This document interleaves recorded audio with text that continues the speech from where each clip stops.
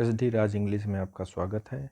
हम चर्चा कर रहे थे कि फ्यूचर को व्यक्त करने के लिए आपके पास 3 तरीके हैं, सामान्य तरीके के 3 तरीके हैं। उसमें एक आपका तरीका होता है सेल या विल के जरिए आप फ्यूचर व्यक्त करते हैं। दूसरा तरीका आपका होता है प्रेजेंट इंडेफिनिट टेंस के जरिए आप फ्यूचर व्यक्त करते हैं। तीसरा इसका तरीका है कि प्रेजेंट कंटिन्यूअस टेंस यूज करते हुए आप फ्यूचर को व्यक्त करते हैं। अब इनमें अंतर क्या है, ये अंतर हम एक्सरसाइज सॉल्व करते हुए यहीं पर सीखेंगे। अब जैसे इसके पहले वीडियो में हमने आपको सामान्य रूप से बताया था कि जो सेल विल हम वहाँ यूज करते हैं कि जहाँ हमको प्रिडिक्शन करना हो, भविष्यवाणी करनी हो। तो प्रिडिक्शन क्या चीज़ होती है? प्रिडिक्शन में कोई लॉजिक नहीं होता है। प्रिडिक्शन में आपका क्या होता है? प्रिडिक्शन में आपका कोई सिम्टम्स नहीं मिलता है। तो अगर जो बिना सिम्टम्स के आप फ्यूचर के बारे में बोल रहे हैं, बिना किसी लॉजिक के बारे में फ्यूचर के बारे में बोल रहे हैं, बिना किसी प्लानिंग के बारे में फ्यूचर के बारे में बोल रहे हैं, या एकदम फ्यूचर में होने वाली फिक्स चीज़ें हैं जिस पे ह्यूमन का कोई कंट्रोल नहीं है, तो वो क्या है? वो आपका सेल विल के माध्यम से व्यक्त किया जाएगा। और बाकी इसके अलावा जैसे ह्यूमन के अरेंजमेंट हैं फ्यूचर के बारे में, ह्यूमन का कोई टाइम टेबल के थ्रू अरेंजमेंट है ह्यूमन के द्वारा फ्यूचर के लिए, तो उसमें आप सेल विल का यूज़ नहीं करेंगे। तो सबसे पहले चलिए अब इस क्वेश्चन को हम देखते हैं। जैसे एक सेंटेंस आपका ये है, I am sure the exam.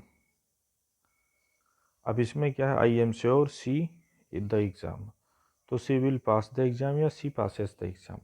तो जब भी आपको मिले आई एम श्योर, तो इसका मतलब ये हो जाएगा, भले ही अगला आदमी बोल रहा है आई एम श्योर, तो मतलब ये माना जाता, ये समझा जाता है कि हाँ, आप इस टाइप की कसम कब खाते हो? जब तुम्हारे मन में श्योरिटी नहीं रहती है। तो कहने का मतलब यहाँ डाउट है, तो डाउट है तो जाहिर सी बात है यहाँ पे जो है आपका ये प्योर फ्यूचर है, क्योंकि फ्यूचर बिल्कुल क्लियर नहीं होता है, आपका वो डाउट में ही रहता है ना, उसके लिए आपका कोई प्लान रहता है, तो इसलिए आपका विल पास यहाँ पे करेक्ट माना जाएगा। अब जैसे ये देख रहे हैं, आई होम नेक्स्ट संडे, तो अब इसमें क्या है कि जैसे ये आपका जैसे 2 चीज़ है आपका, ये आपका जो है प्रेजेंट इंडेफिनिट टेंस है और ये प्रेजेंट कंटिन्यूअस टेंस है। तो इसमें जो है क्या हुआ कि अगर जो प्रेजेंट इंडेफिनिट टेंस आप यूज करते हैं तो ये माना जाएगा कि आप टाइम टेबल के थ्रू कोई काम कर रहे हैं, और अगर जो फ्यूचर बताने के लिए आप कंटिन्यूअस टेंस का यूज करते हैं तो ये माना जाता है कि बात तो फ्यूचर की कर रहे हैं, पहले से प्लान है, लेकिन ये टाइम टेबल के थ्रू नहीं है। ये सेंटेंस पढ़ने से लग रहा है आई am going home next Sunday, तो ये लग रहा है ये किसी टाइम टेबल के थ्रू नहीं चल रहा है। तो टाइम टेबल के थ्रू होने वाली चीज़ें फ्रिक्वेंट होती हैं, बार बार होती हैं। तो ये सेंटेंस पढ़ने से मुझे कहीं ऐसा नहीं लग रहा है कि ये बार बार होने के लिए जोर दे रहा है, इसलिए इसमें आई एम गोइंग ये वाला सही होगा। चलिए नेक्स्ट क्वेश्चन देखते हैं। अब जैसे यहाँ आप देख रहे हो, I dot dot dot U one of these days I expect, तो जब उम्मीद करता हूँ, एक्सपेक्ट किसी चीज़ की जब आप उम्मीद करते हैं, तो उम्मीद करते हैं वो प्योर फ्यूचर होता है, फिर उसमें आप जो है सेल विल का ही यूज़ करेंगे। तो इसमें हम यहाँ पे जो है सेल विल वाला स्ट्रक्चर ही चूज करेंगे। अब जैसे आप एक सेंटेंस ये है, हेल्प आई एम फॉल, तो जाहिर सी बात है आप हेल्प के लिए तब चिल्लाएंगे कि जब आपका पैर फिसला होगा, या कोई दिक्कत आई होगी, या कोई समस्या आई होगी, तब आप हेल्प हेल्प चिल्लाते हैं। तो यहाँ कौन सी दिक्कत आई है? आई एम फॉल, मतलब ये गिरने वाले हैं, समझ रहे हैं, गिर रहे हैं या गिरने वाले हैं। तो ये जाहिर सी बात है सिम्टम्स देख के इन्होंने फ्यूचर के बारे में बताया है, इनका पैर फिसला होगा, कुछ हुआ होगा, तभी तो चिल्लाया है अगला आदमी। तो जब आप सिम्टम्स देख के कोई चीज़ बोलते हैं तो वो प्योर फ्यूचर नहीं होती, तो इसको बताने के लिए यही स्ट्रक्चर होता है, help I am going to fall. चलिए नेक्स्ट क्वेश्चन हम देखते हैं। She has bought some cloth, see herself a blouse. अब आप क्या देख रहे हैं? अब आगे देख रहे हैं, सी हैज़ बॉट सम क्लॉथ, कपड़े कुछ लाई है, वो कुछ कपड़े लाई है, और सी हर सेल्फ ए ब्लाउज, अब आप बताओ विल मेक या इज़ गोइंग टू मेक। तो हमने आपको क्या बताया था कि जब आपके पास सिम्टम्स हों, कोई लक्षण हो, कोई कुछ आपको जो है रीज़न मिल रहा हो, तब वहाँ आप शैल विल का यूज़ नहीं करते हैं फ्यूचर बताने के लिए। तब आप वहाँ क्या यूज़ करते हैं, या तो आप प्रेजेंट इंडेफिनिट यूज़ करते हैं या आईएनजी वाला स्ट्रक्चर यूज़ करते हैं। तो यहाँ क्या है, सिम्टम्स आपको क्या मिला, कपड़े लेके आई हैं, वो कुछ कपड़े लेके आई है ब्लाउज़ बनाने के लिए। तो ये कपड़ा ही इस सेंटेंस के लिए एक लक्षण हो गया, पहले से प्लान हो गया। तो जब पहले से प्लान है तो ये चीज़ अब शैल विल में व्यक्त नहीं होगी। यहाँ ये क्या होगा, she is going to make herself a blouse.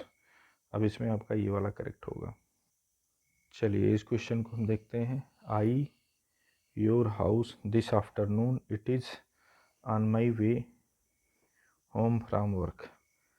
तो अब इसमें इन्होंने जो है ये कि मतलब ये बता रहे हैं कि मैं उस समय जा रहा हूँगा, या अगर जो आप इसको ऐसे देखते हैं कि ये इसने पहले से ही डिसाइड कर रखा है, प्री प्लान्ड के तहत है, तो इसमें जो है एम वाला स्ट्रक्चर भी आपका सही हो सकता है।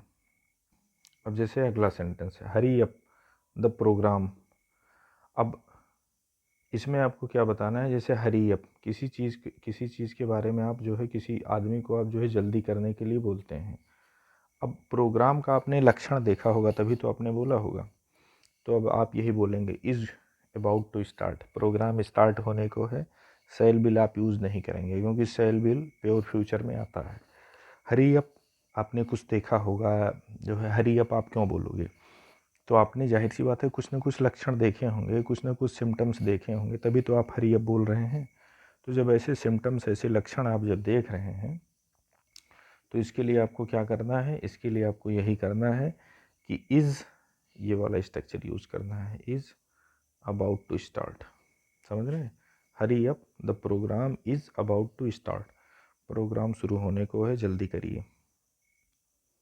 चलिए नेक्स्ट क्वेश्चन देखते हैं। नेक्स्ट क्वेश्चन आपका क्या है, this book is not long, I dot dot dot it by lunch time. तो इन्होंने बताया कि बुक बड़ी नहीं है। मैं इसको जैसे इन्होंने यहाँ बोला, और फ्यूचर में कोई चीज़ आप फिनिश करने की बात कर रहे हैं, मतलब परफेक्ट यहाँ हो जाएगी। तो फ्यूचर की कोई चीज़, फ्यूचर में कोई फिक्स टाइम तक कोई चीज़ परफेक्ट हो रही है, पूर्ण हो रही है, तो उसको क्या बोला जाएगा, फ्यूचर परफेक्ट। तो फ्यूचर परफेक्ट व्यक्त करने के लिए आपके पास ये स्ट्रक्चर है, विल हैव रेड। चलिए नेक्स्ट देखते हैं। बस जो है काम की एक्सरसाइज आपकी यहीं तक है, उसके बाद आपकी एक्सरसाइज ख़त्म होती है। इसको आप देखिए, इसमें जो भी डाउट रहेगा, जो भी दिक्कत रहेगी, आप कमेंट सेक्शन में हमको मैसेज कर सकते हैं। और चैनल, अगर इसको आप चैनल को सब्सक्राइब कर लीजिएगा, आपको एक से एक यूज़फुल वीडियो इस पर आपको मिलेगी एजुकेशन के रिगार्डिंग। थैंक्स।